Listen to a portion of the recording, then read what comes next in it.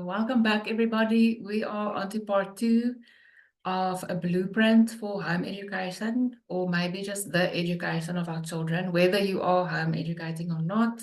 The things we are discussing is worth your consideration. So in this part 2, we are going to look at a plan for the education that our children actually need. And I just want to click back to the first session. I wanted to read you a quote from a book that is so insightful, just around how did schools come about and what was the purpose of it. In the first session, we said schools today are still founded and based off of those values. So I just want to pick that up because I didn't have a book with me. I want to read you this quote, and then we're going to move on into some ingredients for you to consider. In terms of the how, if not schooling as we all know it, then what? So we can dig into that, and I am available for a bit longer if you do have questions, if you'd like us to walk through some practical examples, and I can also share a resource or two if that'll be helpful towards the end. Okay, so the quote is from Alvin Toffler's The Third Wave, a book he wrote in the 80s, but which is so chillingly accurate in terms of how society is unfolding. So he writes here that Andrew Ure wrote in 1835 that it was nearly impossible to convert persons past the age of puberty, whether drawn from rural or from handicraft occupations, into useful factory hands. If young people could be pre-fitted to the industrial system, it would vastly ease the problems of industrial discipline later on. The result was another central structure of all second-wave societies, mass education. Built on the factory model, mass education taught basic reading, writing, and arithmetic, a bit of history and other subjects. This was the overt curriculum, but beneath it lay an invisible or covert curriculum that was far more basic.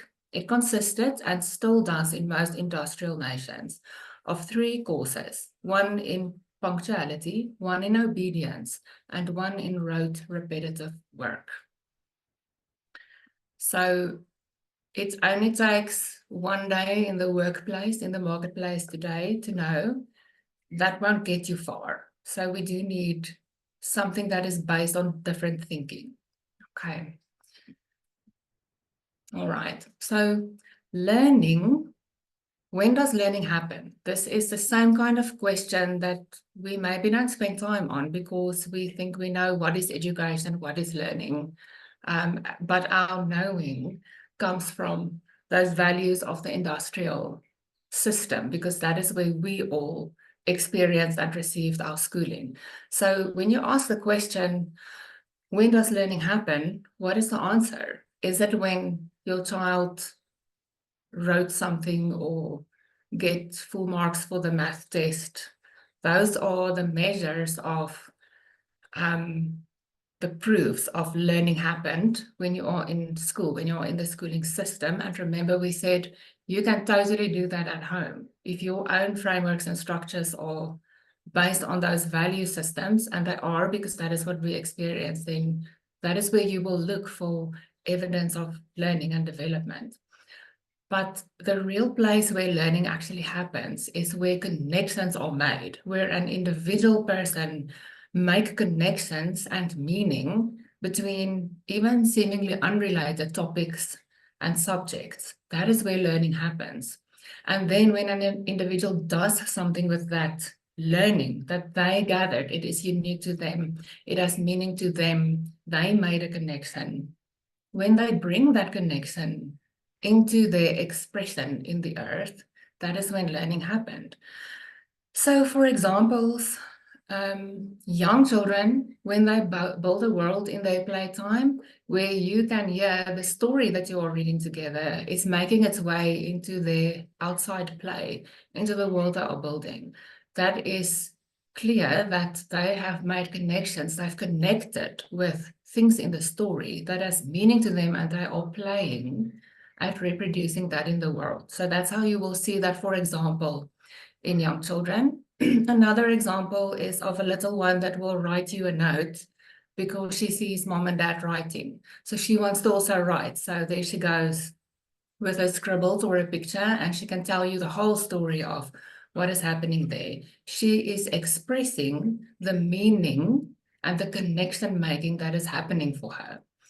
And then for older children, this becomes more sophisticated as your children grow older. For older kids, it will, for example, be like them building a video game or learning to program something or edit videos, something like that. And then on to adulthood, where preferably the meaning we make, the connections we've been gathering, is aligned with our authentic identity, and that becomes the work we do in the world. That's the ideal. Okay, so the ingredients for getting to this place where you align authenticity with skills development of the academic kind, but also of the soft skill kind. Soft skills are the very necessary leadership skills, problem solving, critical thinking, communication, conflict management, handling your own internal world of emotions while you are in situations. That whole skill set is the most scarce, actually, in the workplace. In the workplace, it's not really the hard skills that create the big problems. It's the soft skill set that is problematic. Okay. So we want to develop the skills that are most needed and most scarce, because if you can do the things that are scarce in the marketplace, you'll always have work and you will be the one constructive in situations.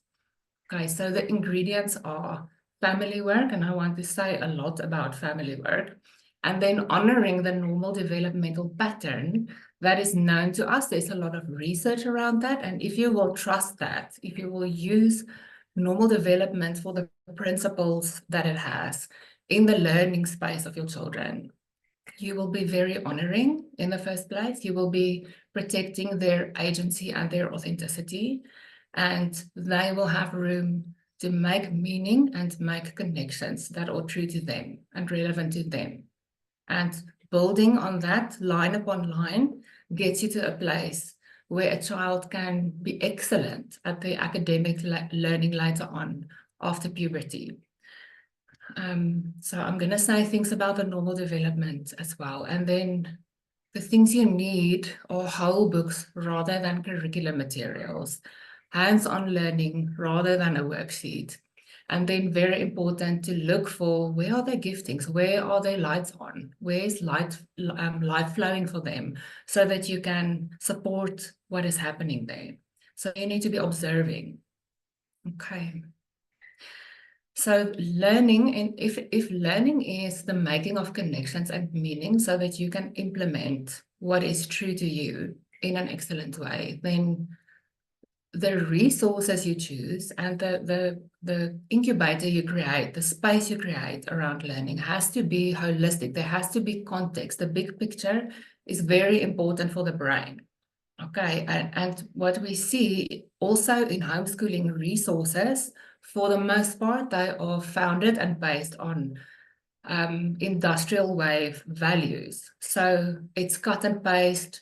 Information is presented without context, and often even without the thinkers and doers that created the information, that found the principles in the first place. So then it becomes very difficult to make meaning and find connections with the material, because there's no context, there's no big picture.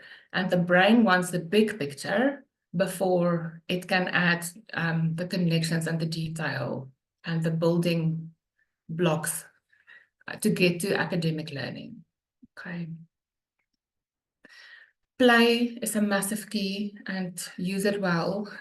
Play is learning for children. Learning can remain practical and hands-on even throughout their teen years. So book work becomes more appropriate. It becomes more of a learning guide for the brain after puberty. But still, the more you can work hands-on, the more you make it possible for children to make meaning and connections and be confident in their problem-solving abilities. So in your thinking, think, where does life flow now? And how can I support and encourage more of that, instead of how or when will they learn to do X, Y, Z? Or what must I do because they are behind? They are behind is very much a school mindset, okay? And one that can really push our buttons. But if you are not on a conveyor belt, headed for a predetermined product called an obedient factory hand, then the whole concept of you are behind is completely irrelevant, okay? I want to share my screen with you. So let me just sort that out for a second. Okay.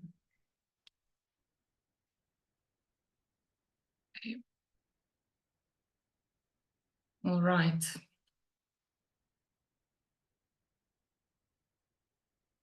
These skills, I call them the future-proofing skills. They are the skills for the age of innovation. This list I condensed from almost 100 books and more articles. So I studied out to find what are the skills that are actually necessary in the workplace, also going forwards, because everything is up for grabs at the moment. Everything is unraveling, but there are certain things that the thought and industry leaders of the world are asking for. And what I found, so they are these things, but these qualities, these skills are also the skills and abilities that have enabled people to build civilizations from the ground up. Okay, so they are a bit on the timeless scale of things. And to me, in my home, this is the curriculum. So these are the skills I want to find ways and means. I'm weaving them. I'm looking for ways to weave skills practice for these things into everything we do. And what I have found is that curriculum resources does the worst job of these. Okay. When I choose a resource, I want that resource to answer a question for me. And that is, will you support me to develop these babies on the screen for my children? Okay, you are welcome to take a screenshot if you want to. I made this list probably 10 years ago, and I haven't changed it, because with every work-related article, the state of work, the state of economics, the state of business, where are we at with innovation and all of the things, the ask for this just becomes bigger and bigger. And if you process through this list, what you will see is that if you have these capacities, you will be able to learn anything. You'll be able to land on your feet if this is well practiced for you. So design, I want to really quickly click on this for you. In my online course, we work with this list extensively. We connect this to normal development, how to facilitate this in every phase where your children are at, and how to lead your children in this. So it means you need to also develop these as you go. So there's a lot to it, but just for the sake of what we're busy with and to put it into some practical implementations. When you look there at design thinking, that is very much a business term, but what it means is that you have empathy and integrative thinking. Integrative thinking is similar to empathy, but on an intellectual, cognitive work skill basis. So it's that you have the cognitive flexibility to consider options and ideas and ways of doing things, or ways to approach a problem that is not within your knowledge and skill set. Okay, so it's being able to think from someone else's angle and give it a go. Similar to empathy, which is being able to really leave room for and space for and honor the experience of another. Optimism in the literature refers to the ability to fail and try again. So it's that you don't give up even if you fail 50 times. And experimentalism connects to optimism. You need to be able to keep looking for solutions from different angles and outside of your own skill set and knowledge set until you find a suitable solution. and collaboration, obviously. If you think of the traits of the artist generation, collaboration, empathy, they have that going for them. They are flowing there. So if we can connect them with some hardcore thinking skills and ways and means to practice trying and failing and trying again, and framing failure as this is an invitation into, okay, that didn't work, but what will work? Okay, so failure needs to be reframed for them into an optimistic, we get to experiment this situation. So can you see how that pushes against the way curriculum is set up? In a resource, for the most part, there's right answers and wrong answers and predetermined outcomes. Okay, this is completely the opposite of that. Then there's perseverance, grit, critical thinking. I've said much of this. In terms of entrepreneurship, I will say that your children need entrepreneurial capacity, even if they are going to work in a corporate setting, maybe for a boss, and it's maybe a very delineated job. They will still need entrepreneurial thinking. Workplaces are asking for that capacity to see what needs to be done and get on and do it with the best choice of resource in terms of time and capacity and all of that. Okay, and then accessing, analyzing information. This is where whole books are so good, because your brain learns to make meaning quickly from a vast amount of information. And the discussion portion, especially with your teenagers come in there, that's how the brain learns to do it, is through reading and discussing and coming to the conclusions, the connections, again, that is meaningful to the individual. And then there's effective oral and written communication, curiosity and imagination. Do you see how very not school-like are these skills, but they are what our children need to be familiar with and practiced in. And then on this next slide, so keep this in mind. What if you thought of these skills as your curriculum? And what if education was about that authentic, nurturing that place of authenticity in an individual? Then how do we put it together? And I just did it like this. Again, you can screenshot if you like to take notes. Home is that incubator that I said in the beginning. We get to do everything, all of this. A family is very uniquely positioned to actually facilitate everything we've been talking about. So the first one would be the healing of your subconscious scripts. I call it the inner game because it's a quick term I use to refer to those inner frameworks and the triggers they contain for you that will hinder you from actually being able to offer your children learning that looks like developing those skill sets, and that doesn't look like obey the rules and walk in a line. Okay, that is your first, and I think the most challenging charge if you're going to homeschool, according to how we are speaking about, is to be working with your scripts. They need rewiring, they need renewal, and that process is a massive model for your children. You literally earn your stripes to mentor them because you are going through a process that they need to go through. If you can work with your scripts, you are very qualified to walk alongside a child and build solid, agile, whole, healthy scripts in them. Okay. And then observing, here is that question, where does life flow? What puts your child's lights on? When they're very small, it's probably everything and mostly being around you, which is where they belong. As they grow, you need to be looking for what is it that draws their interest, what ignites, what puts their lights on, because we want to feed those things, because there is the flow of authenticity. And if we can find ways to bring the other kinds of learnings from that skill set that you just saw on the previous slide, we can find ways to tie that in for them, into where life is flowing for them.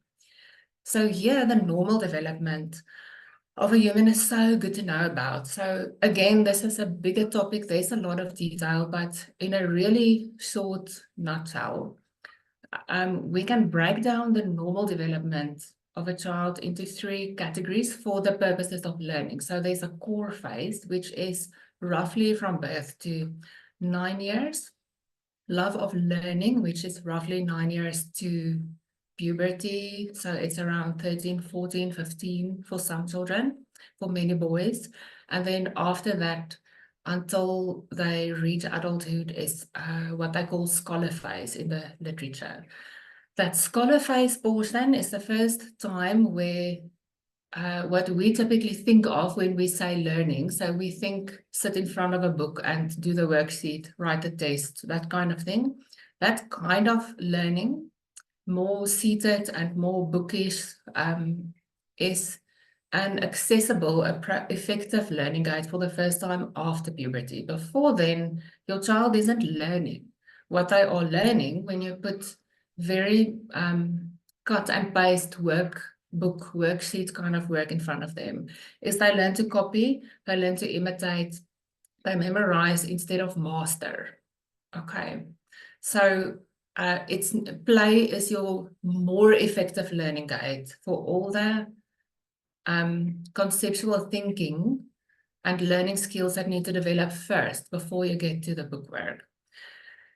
The reason I say that and the reason that is true every time is because development happens in a sequential pattern in humans. It's always first kinesthetic or, movement oriented. Then it becomes 3-dimensional and then only 2-dimensional. So if you think of your young children, babies, everything is kinesthetic. Think of a child learning to crawl, learning to walk. All of that is kinesthetic development. It's the first order of business when there are skills to learn. After that, baby will has mastered to set up. Now they can build blocks. Now they start to stack blocks. So they're bringing in a 3-dimensional element into their learning.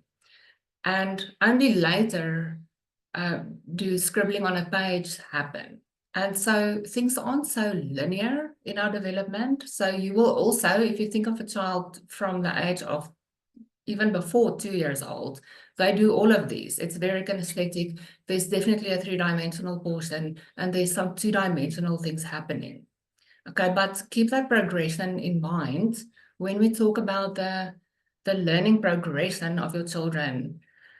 When there's something they struggle with, moving back into doing the work with your body, finding ways to be physically involved in what you are wanting to learn will open gateways of understanding for the child to master. So we are after mastery, not memorization, because it's when you internalize your learning, you've mastered it enough that you can do something with it. When there's a struggle with that, doing more 2-dimensional problems on a page isn't going to work.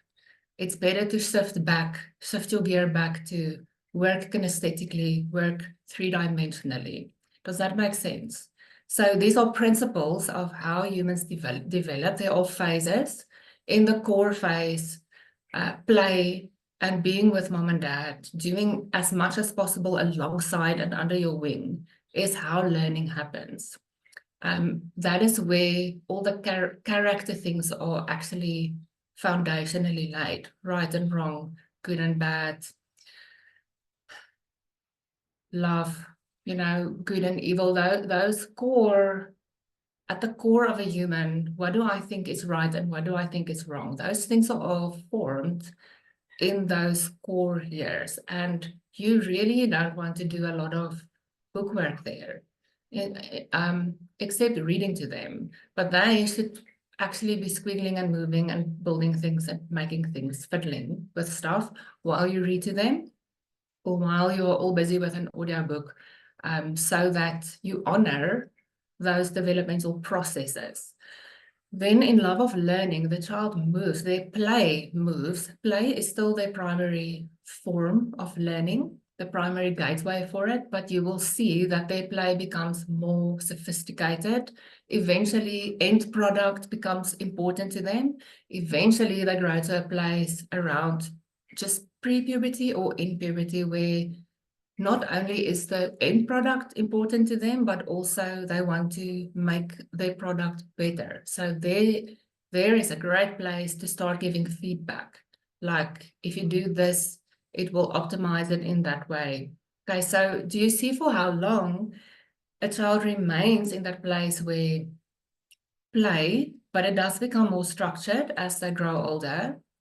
That remains the primary gateway for learning. So your job is to make room for that and to make their world very big in terms of what they are exposed to and what they become familiar with. Not because you throw them into the world, but because you are alongside them and you mentor. You are there reading with them, bringing things into their play. And I'm going to say something else now that is very much yours to do in this, but on knowing about the developmental phases and working within them to get to the skills training and the skills development that they need to do is very wise. And that is how you get to this bigger picture. Memorize is their patterns for life. So just as you have some scripts internalized, they are busy internalizing theirs. So we want that to be as much aligned with truth as possible, which means that you need to go first. Then we are back to number one, where your inner game needs to be the focus. You need to be busy with that so that you can lead your family in terms of how your character and your narratives for your life is developing and growing and healing, and also in terms of learning.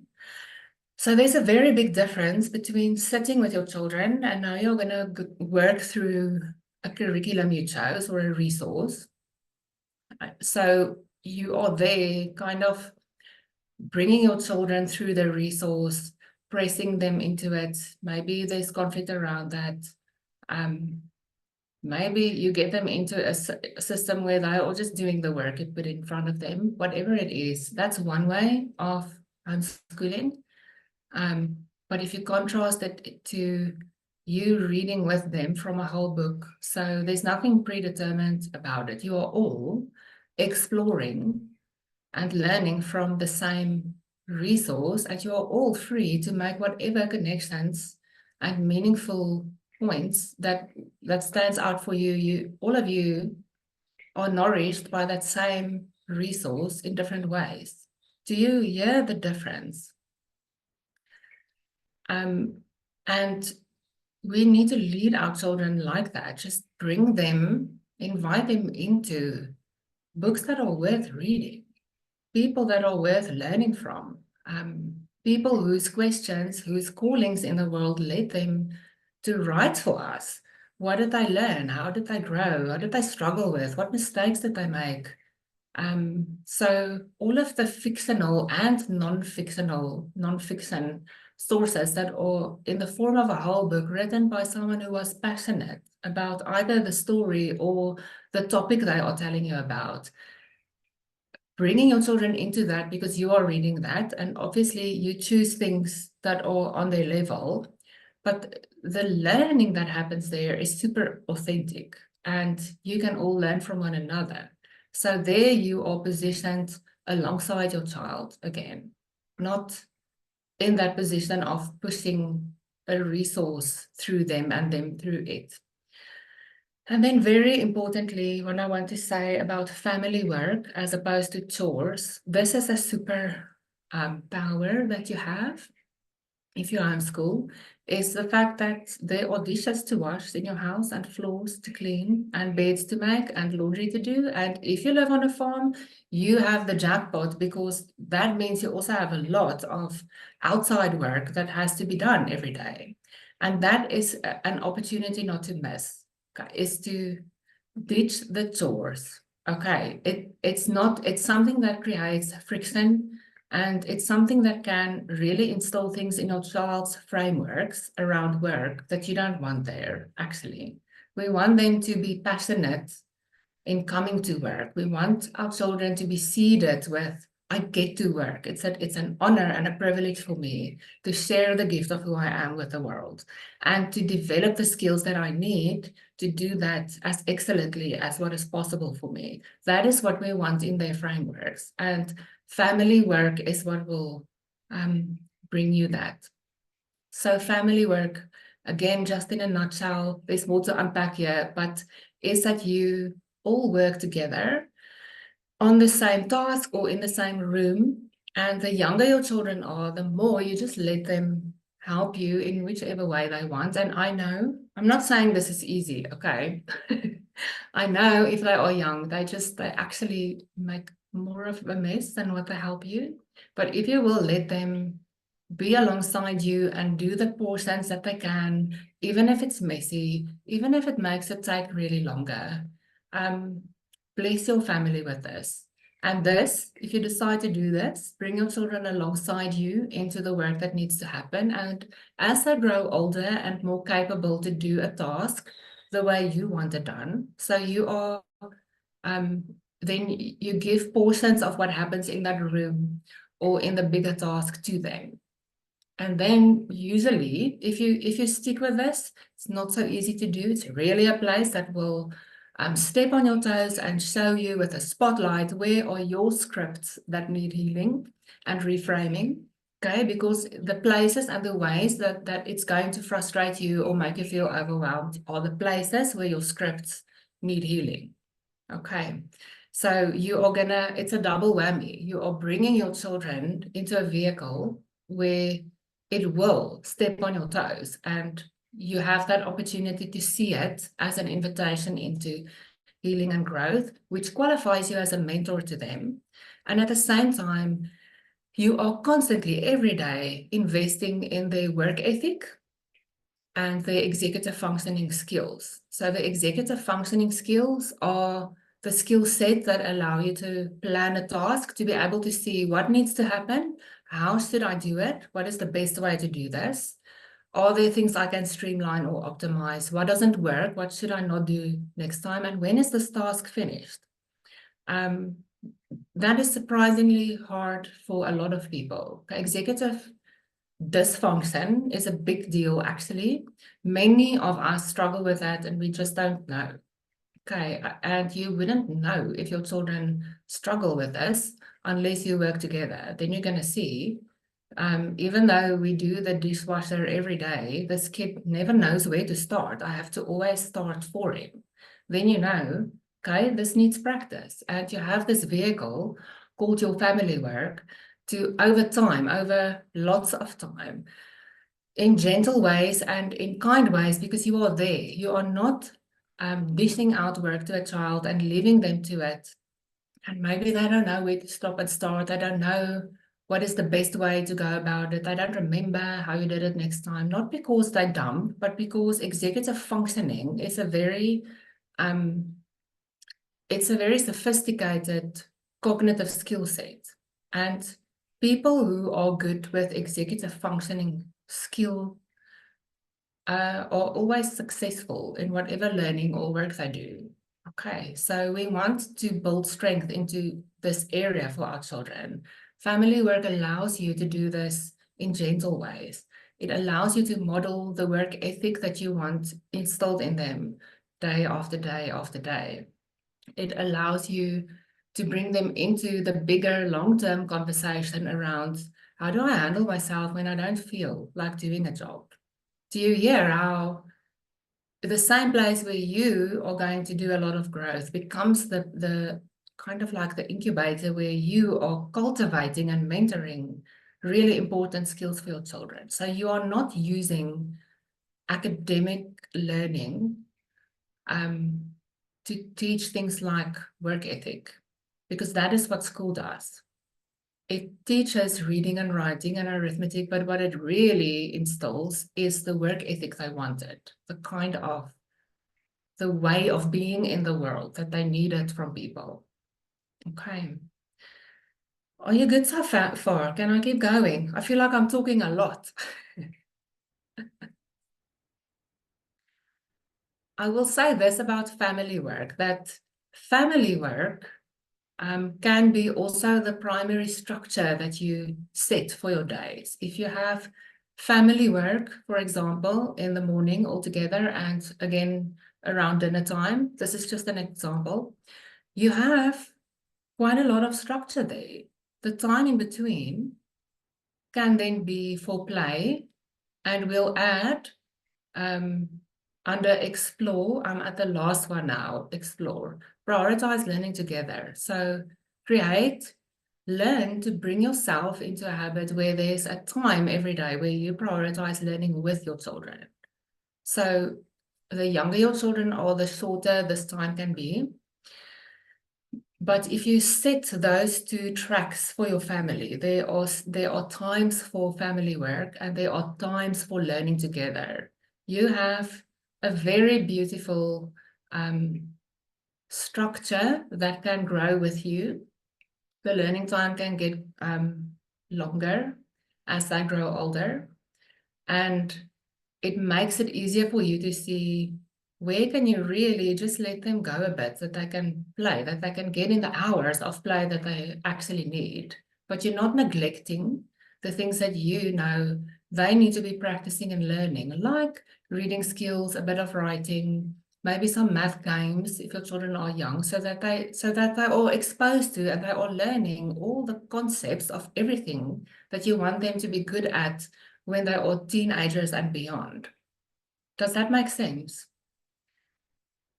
So in that prioritized learning time that you are going to practice to put into your days until it's part of your rhythm, what you want to be doing is to honor curiosity and authenticity. So again, if you are building and making things together and you're reading together in that time, you will honor all of your curiosity and authenticity. The older your children are, the more you can add discussion there. And in my home, from that time, that learning time together became the springboard for them to go work on projects and ideas on their own, in their own time. And the older they get, the less that looked like play and the more it became more academic type learning. Okay. Let me see if I have something else here. Okay, so what do we want when we homeschool? These are the biggest two questions I always get is, how do I structure things? And I want to give my children freedom so that they can explore their learning, but we don't know how to do those things. So what we all spoke about now addresses that. So the most important structure we need to establish actually comes from our scripts, okay? Because a yield script, something that is aligned with the truth, gives you a lot of freedom and flexibility, and there's just a lot of fears and worries and stresses that aren't relevant because they're not even entering the conversation. Something like, my child is behind. I mean, that is completely not the conversation you are having if your own script is whole. And then your family work provides structures and your prioritized learning time slots. Okay, and you don't need 5 hours. If there's, for younger children, a half an hour to read together and play a bit of games that address, for example, mathematical skills and a bit of writing, then that's enough. I mean, that will be enough for them. Then they need to play, and you will see if you picked your story correctly, they will play at what you are reading. So reading is the gateway through which you make their world big, remember. And then your freedom comes from you observing where does life flow, and those memorizations. What are the scripts you are instilling through your own work with your scripts, through your family work, through your prioritized learning, through the things you are reading, through the places you go and the people you connect with. And then the fact that your prioritized learning time is a structured time, but within that time, you are free to explore. If you read a good book together, you are all in that reading, exploring your own meaning making. All right. And that is my story.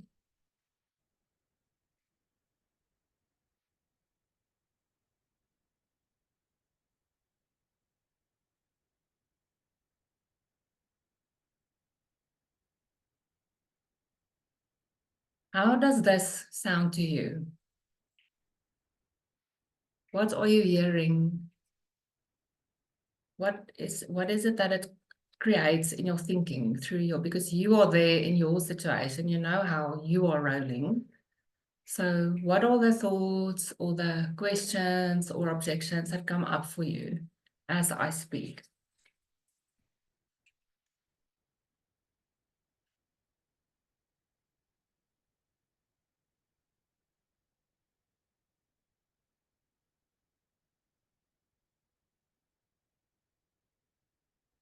Michelle is saying, critical thinking and problem solving. I really struggle with my boys with this. When they face a problem, they bring it to me.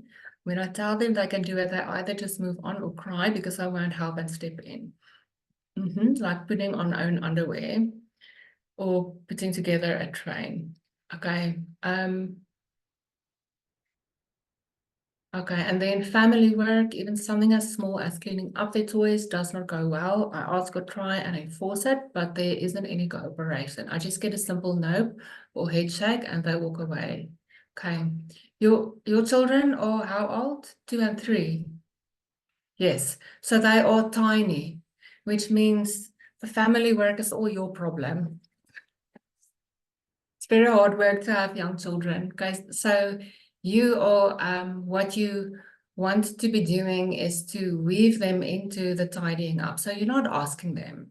You have them there and you are picking up the toys and you say, after we've picked up the toys, it's going to be snack time.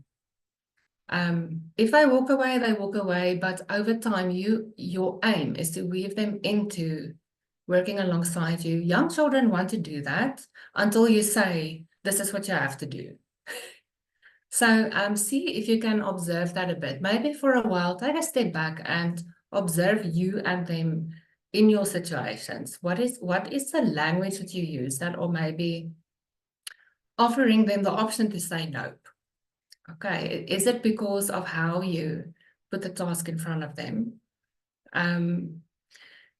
They're very small, so I would just be doing it. It's just have times to clean up the toys and you do it and you invite them in. And then if you see over time they keep saying no, they're not going to tidy up, then we can talk about options to remedy that. But I think for a start, children of that age actually want to help with stuff, but they want to do it with how they want to do it or the way they want. So you can say, I'm putting all the teddies away. What would you like to put away? Do you want to do the teddies or the blocks? Okay, so that no, I'm not going to help you that they are giving you probably comes from the overwhelm of being faced with all the toys strewn around. Okay. So instead of saying, put the toys away, try to say, see if you can find the teddies or the blocks. So you give them little options in that. But for the most part, you are doing it and you are connecting your family work to something nice that you know they like a snack or like bath time if that's a favorite time for them. I don't know if that's helpful. So just observe for a month, take 2 weeks and see what is it that happens there. But remember, back to executive functioning, 2-year-olds have hardly any of that. Okay, and if you think of how overwhelmed you feel as an adult with the whole place full of toys, can you imagine what it's like for them? So okay, so that's that one. And then the critical thinking, they will bring you their problems because they're 2 and 3 and you want them to bring it. I know it's a lot of hard work, but the core is either going to become, I can't do tasks and I don't have help in the world, or it's going to become, I can try and there's help for me. We want the core framework to be, there is help available for me. Okay, so when they bring you a problem, ask them, what do you need? How can I help you? So we want to move them from doing everything for them to them feeling empowered and equipped to do things for themselves while you are there, because they need your wing. They're very small. They draw all their I can do stuff from you. Okay, so much of what you're saying really lies in the language that we use. So you want to get them to a place where they can do it themselves, and the 3-year-old really probably can dress himself, the 2-year-old probably too, but that's not the point when you're 2 and 3. The developmental task they are busy with is to figure out, am I alone in the world? Can I trust the world? Can I trust myself in the world? And the answer, if we want the answer to be yes, then there has to be the emotional support for them. Okay, so instead of saying you can do this yourself, how can you do it? So how can I help you with your underwear? Can I hold it for you? Do you want me to sit here with you? If they want you to put it on, do it for now because they're close in age together. And I heard you said you are expecting a baby. So developmentally, there's an enormous amount happening in your space, and your children need nurture. They need to know you're going to be there for them. And it's in these small things, helping with the underwear, instead of saying you can do it yourself. The more you help and support and encourage them, and every time they come, you help a little bit less, very subtly. And you keep loading the encouragement. When they are ready, they will take the task and run with it. And then they're going to also frustrate you because they're going to have to do it on their own, and you won't have time because you need to be somewhere. Okay, so all these things are, the more you can understand what are the developmental tasks that your little kids especially are busy with, the more you can align with offering them what they need, because that is actually the fastest way through to independence for them from a secure base. And it's going to highlight the places where you need to grow in maturity, and much of maturity has to do with those scripts. It's not that you're not mature, it's that there are things in your own core scripts that need also nurture and healing and care. Okay. Does that help? Does it need to be more practical? Little ones are, it's a lot. Carmen says, very insightful. How do you help a child transition from one phase to another in the way they learn? You don't. That is theirs to do, actually. You don't need to help it. You just don't want to hinder it, okay? Or when you see there are things really not working, this is a good place to start to problem solve, to see why do you have so much strain and stress and frustration around something. Is it because you are putting things in front of them or expecting things that are out of step with where they are at developmentally? Does that make sense? So you don't help them along in their phases. Normal development needs to be honored. Okay, that's part of the conveyor belt way of schooling, is people are pushed through a progression, whether they are ready or not. Okay, normal development is that there's a principle to it. Abba made us to unfold in a certain way at a certain pace, and that pace isn't something we can predetermine. So that's also what I should have said earlier, is authentic learning can seem a lot slower and more inefficient than what conveyor belt schooling will look like on the face of it. Okay. My oldest of 4 daughters is 9, almost 10. I'm observing that she's busy entering the phase where play is becoming more sophisticated. That's so good. She's still playing a lot with her younger siblings, and that is beautiful. That is wonderful. You will see this often when there's many children, that the older ones will hang around in a phase. They literally delay their own progression so that they can have the benefits of the play with the others, and that is stunning. There's nothing bad about that. As you see, she starts to need more intellectual stimulation. Make the things you read together harder, and find also audiobooks, good quality, little bit above a level, because we want to stretch them the whole time. So you're going to stretch her in that way, give her more difficult and sophisticated books to read, and what you read to them can also be on her level. Okay. So there can be, it's great that there's space for her to play a lot with her younger siblings. What you will notice also as she grows older now is that she will become less of a playmate and more of the leader. So she will move herself. She will develop into a space where she's really calling the shots in the game. So she will position herself differently and eventually pull the younger children with her into the next phase, or she will be ready to make a bit of a cut with, no, I actually want to read my book now, not play the game. So there's a very natural, spontaneous unfolding there. Okay. Ismay asks, what does my family's day look like, as an example? That's a good question. So my children are almost 15. I'm only homeschooling 2 of them still. And they are completely in charge of their day. They make their schedule. They plan 1 week at a time in a diary. And my daughter will still bring me her plan for the week. So on a Monday, she will bring her diary to me, and in there she planned what will she be working on, learning from, what is she reading, what does she want to find out about, what project is she busy with. All of those are things that she chose. And then she also plans into her diary the times where she wants me to be with her. There are a few things we are reading together. We're doing a speed reading course together. And that course has quite a bit of study methods, which are so good. So we are practicing that together.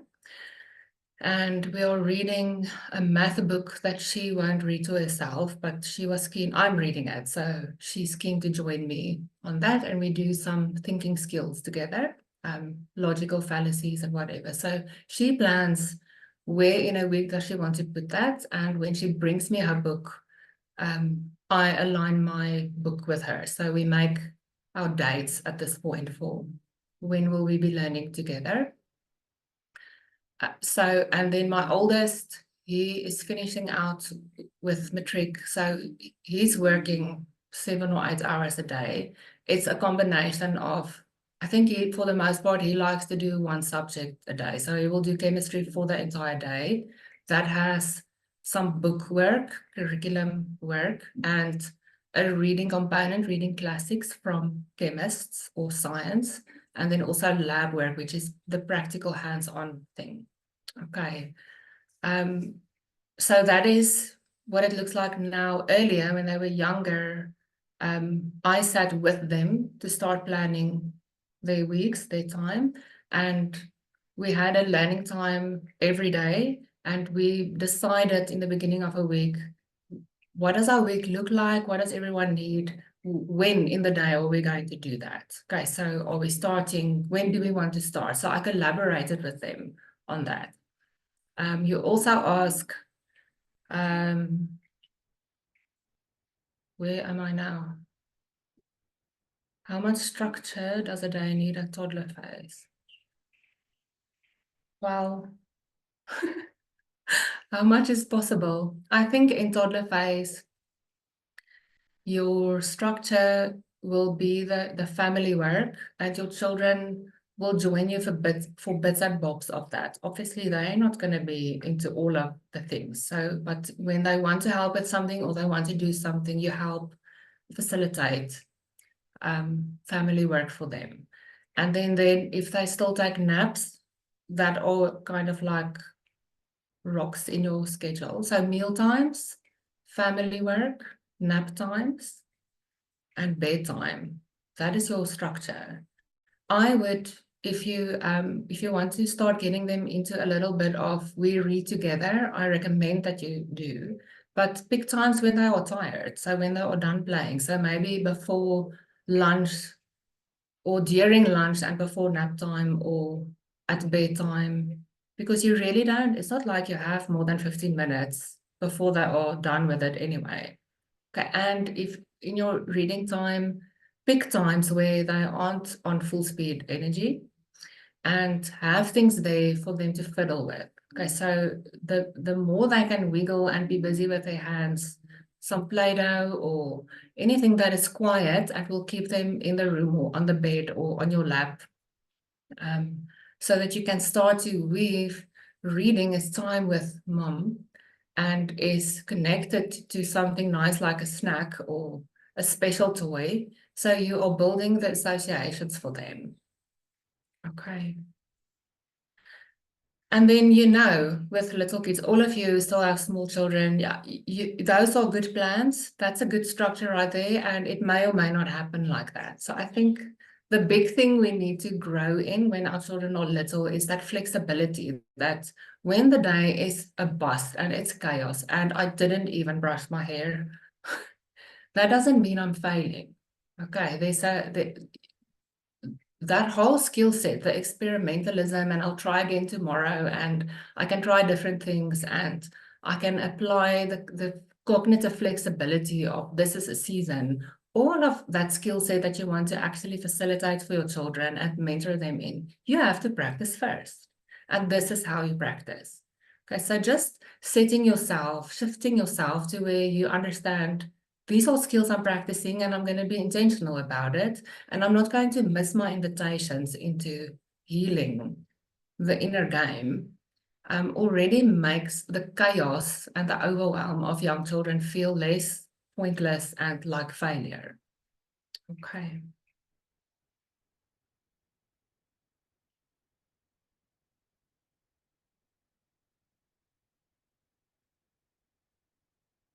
Paul says, thank you for the insight. I do understand and feel like kids' development comes in different ways. My son is 11 and is not into academics. I don't know many 11 years old who are actually. He likes playing games and into cars. Yes, I'm really trying not to discourage him, but rather try curriculums like coding and mind games. Yes, tempo and reading. Get this kid to read. And remember, audiobooks are reading. Okay, if you look on a brain scan, when someone reads and when someone listens to an audiobook, there's actually more happening in the brain when it's an audiobook, because it's auditory, and there's the reading in the form of listening to audiobooks or someone reading to you is very powerful and effective. Okay, so the easiest way to stretch your children, we want to get them to a place where they're familiar with a lot of sophisticated concepts and ideas. Okay, and reading gets you there. So in both fiction format and starting to stretch them a bit into non-fiction gently, gives you a lot of powerful bullseye hitting education while they're all very playful still. Okay. My experience with boys is that for the most part, they really get their gears for more academic learning on from 15. And that may never happen if your definition of academics is very curriculum driven. Okay. I want to give you a link. Is my for audiobook sites? Oof, I don't know. Do you know about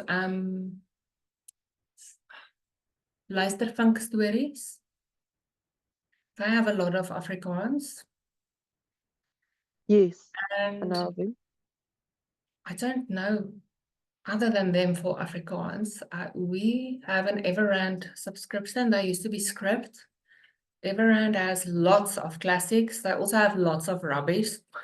So you need to, I curate a list for my daughter, and I've taught her what to look for. So she will also, so I offer her a list and she brings me things that she sees there that she wants to listen to. And then with her, we go and read some of the book summaries and feedback before, if it's something I haven't read. Okay. So Everand can be good I wouldn't just give it to younger children nilly-willy, but if there's an understanding and some accountability around what gets listened to, that can really work. Everand, yes, that's the correct spelling. I want to share a link with you. Oh, yeah. I'm trying to just,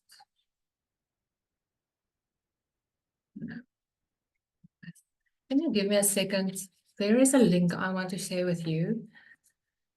It's called Technovation Families. So they have really cool little challenges that your children can build. So it gives a little video where an engineer or a whatever is talking about a similar project they did and some of what they struggled with or whatever. And then there's a little materials list. And then it's free and open from there. So there's a challenge, your child can choose what they want to do. There's a little video, there's a materials list. It's things that are available in most of our homes.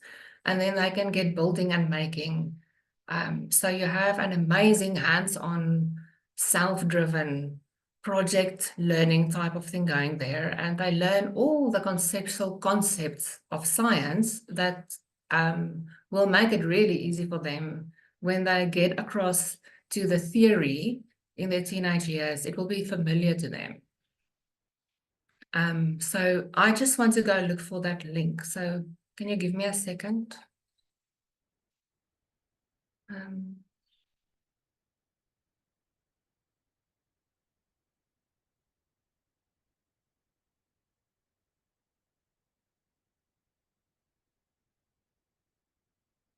Here. curiositymachine.org. Have a look there. So if your children are very small, they'll be too little for it, but any child who can read a little bit or understand the concept can build, and you can build with them, or the siblings can build together. You can gather a friend or two and build. I still use this website for my teenagers. They built a thing on Friday, yesterday, together with friends. They had a lot of fun. They got super frustrated because they thought it was going to be very easy. And then they struggled for hours. And there we have a lot of hands-on, practical, collaborative, communication-driven, problem-solving type of learning. And it was fun. Okay, so try that link. That is a really nice one.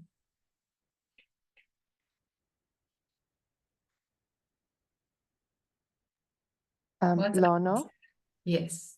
it's Ismay.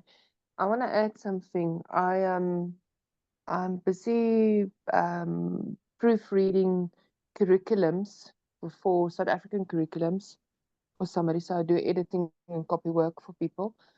And one of the things that I picked up in this curriculum, and what I've been also thinking, and I think lots of, or many of us here do believe in that, but it's your simple skills, like you said in the first video, where woodwork is not only a male thing, and crochet is not only a female thing. I've got a friend, when she reads to her children, her son sits and crochet with her because it creates I don't know, you might know the proper term for that, but there's a connection in the brain that it makes between the reading and the listening and the hand skills as well. So so apart from that, there's actually one should go and look for the lists. I think there was something on the site once that says 101 skills that our children will never have, or the standard child might not ever have, like changing a wheel or whatever. So there's old skills, but I think our children still taps in or could tap in a lot, and that we could bring into as well. Gardening is a big thing as well. Even for our little ones, the 2 and the 3-year-olds, they love planting and watering and helping you. Helping you. I had my little one picking my unripe stuff many a times. That's good. I wanted to also I don't know, would you like some book titles? Because I keep saying read classics and whole books. And then I think until you actually put your curriculum materials aside and read a proper book together, you can't really know the value of it, the layers of life and connection and inspiration igniting in people. So yes, please, for book titles. So Esme, for your son, actually, for his age, these are great. So shall I type them in the chat or must I talk them out? What'll work? I think you can type them in the chat, then I can link them with the video Okay. after. Okay. So these are just a few little ones, but they're really nice actually to do with your kids. They're not, none of these are for really young children. They're for from 11 up, and maybe not for individual reading. That depends on your child's reading skill and the sophistication of what that they have for an audiobook. Or you can read together. Okay, so I'm going to be typing. Let me just put, so maybe you should talk while I type. Tell me, while I type, tell me, what are you really taking home? What is connecting? Right in the beginning, I said, I would love for you to find your connection with more of that flame that you already have. So what really connected for you that you are taking with you that you want to go and make work of?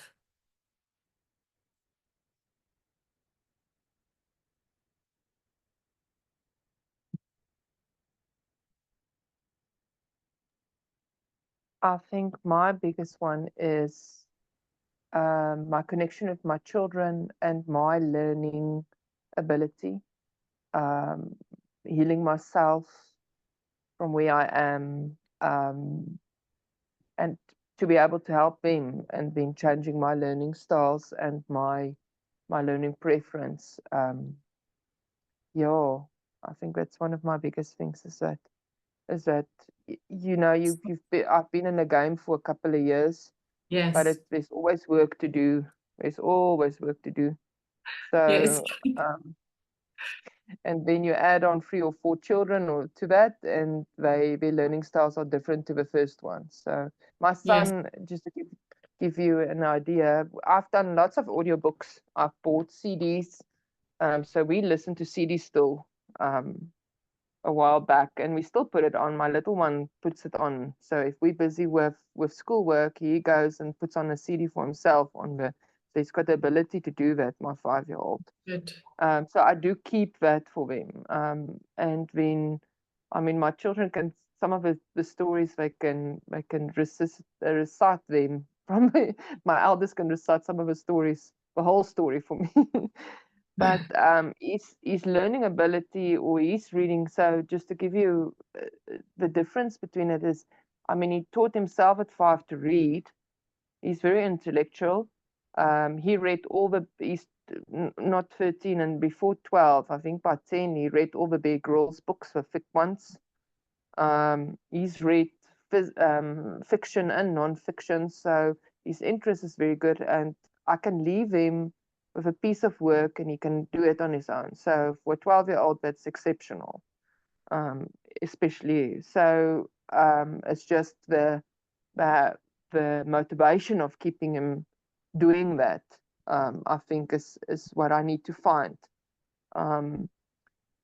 So So something that would remember, be, can I interrupt you, Esme? Remember yes, that motivation and sustaining that into meaningful action is part of a developmental curve. Okay, so the ability to sustain motivation and keep at it is an adult capacity. So you want that to develop in your children, but there's a developmental process to that.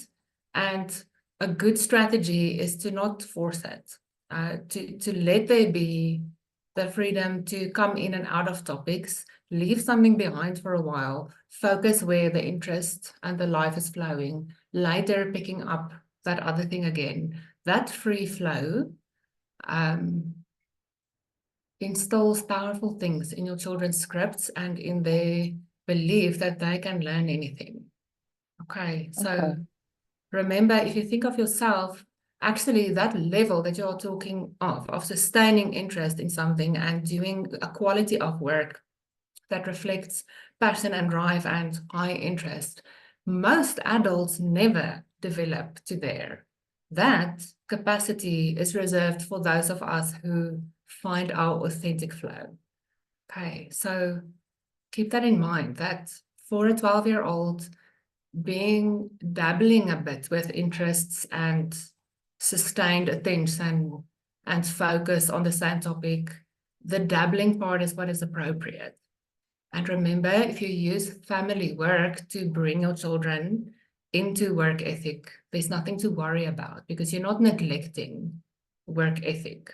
You are nurturing that capacity to sustain efforts also when you don't feel like it, but you're not doing it through the learning gates. Okay, you're keeping that space free for exploration and curiosity. And you will see if you do it that way, over time, they will bring the drive and the focus and the perseverance that they have been practicing in their family work. They transfer that to their academic learning for real. They really do. But the more you push for sustained effort before they are actually developmentally ready, the more you instill that framework that says I have to shut down certain parts of myself so that I can come to the external standard. Do you see how that works? Yes, yes, I hear you. Thanks for sharing, Isma. That's really good. Who else wants to go?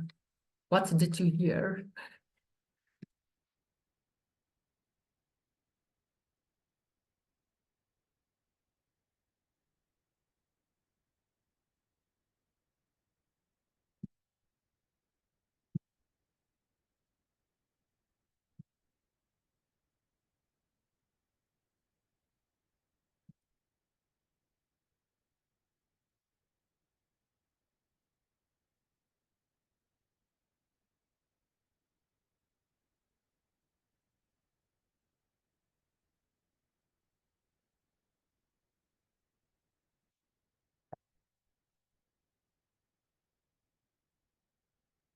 You'll see I'm throwing you with a lot of math books because that's the one that is typically the hardest for us to understand.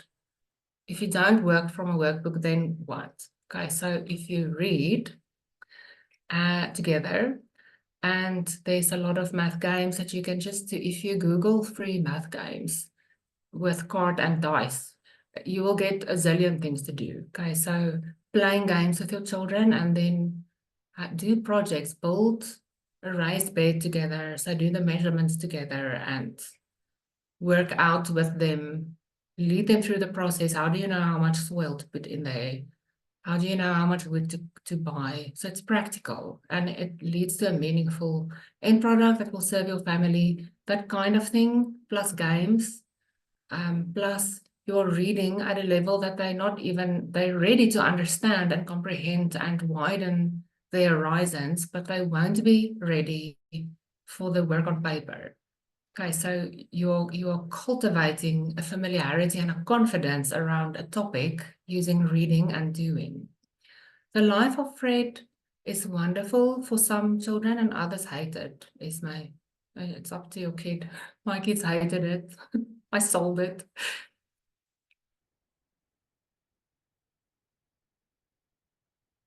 Who else wants to share? What did you hear? What stands out for you? What encouraged you? What did you disagree with? You can say anything like that. Sometimes we learn the most from what we disagree with. So I'm totally fine with that too.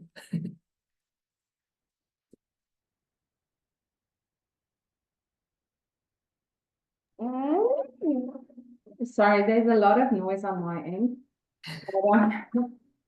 So I think for me, always, I'm quick to fall back into measuring what my kids can do according to other age groups or other kids in their age group. And then falling back into, oh my goodness, we need to get on this.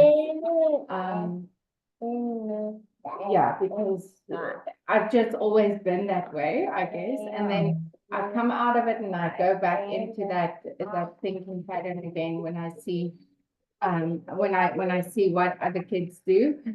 Mm. And then yeah, then I try and rush it on them as well.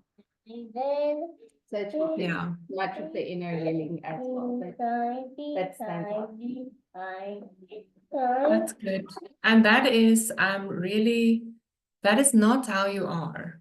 That is literally a script that was embedded that is running your show, and it needs truth. So I think very many of us have that hiccup where you see, oh, my kids aren't as far along. And that's why I also mentioned, if you're gonna learn like this, it's not as efficient as the conveyor belt, because remember, the values of industrialization is to optimize efficiency, and that included humans. We needed to push for efficiency optimally, and the development needed to look like a certain thing so that you could move on, so that you can be finished by the time they need you. Okay, so that is a very ingrained thing in many of our scripts, and this is why you really need to click on those questions. What do you think education is? What is your vision for your children's education? And what does authentic life flowing look like for your family? What does it look like and feel like when there's flow and joy in learning? And what does learning even mean? Those questions need to be unpacked, need to look at them from different angles, because the answers are ingrained in your script and they're not truthful. Okay, so you're not bumping into how you are. It's literally scripts and they can change. Okay. What we see, I'll add this just for a point of reference. Children, the actual reading readiness age is 9. And for boys, for the most part, 11. Okay, so but when do kids learn to read? Sometimes they start at 2 and 3, and you get children that teach themselves to read early. I have a child like that as well, could read fluently by 5, and I didn't do a thing. They figured it out. I also have a child who only started reading for themselves closer to their 13th birthday.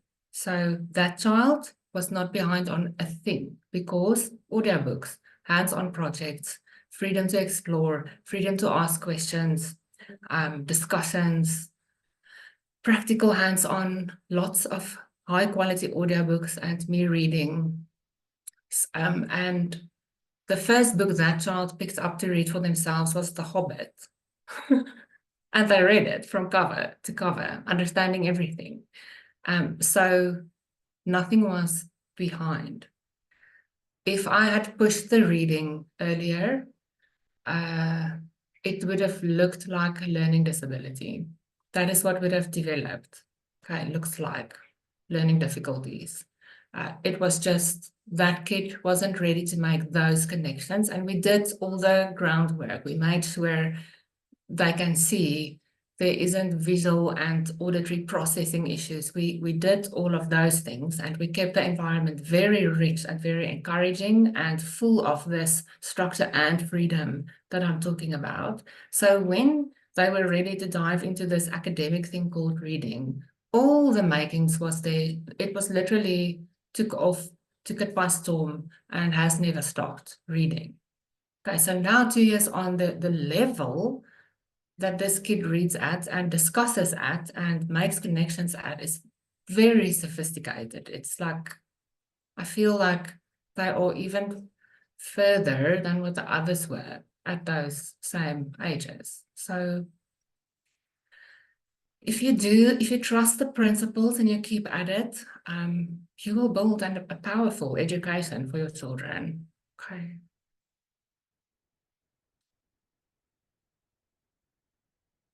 All right. Are we done? I think so. Thank you to everyone who added in the comments section. I'm going to take much of this and add it to the YouTube links at the bottom, so that everyone can go ahead and just have the information. I'll also add Lana's channel to this video, so then everyone can go and visit her channel from there. Lana is also on Instagram. You also give a lot of advice in short clips there. I've seen them. So it's always good to learn from someone. And yeah, thank you, Lana, for putting this time aside and for coming with such an open heart and teaching us and talking to us in such a loving way as well. I think it's so hard sometimes being a mom or being, a parent and trying to raise your kid in the world that it is now. Yes. And especially with our backgrounds, or most of our backgrounds being the way it is. So just thank you for having grace with us all today and being so kind. You're welcome. And sharing. To everyone, thank you for joining, and Shabbat Shalom to all of you for the rest of the day. Enjoy your evening.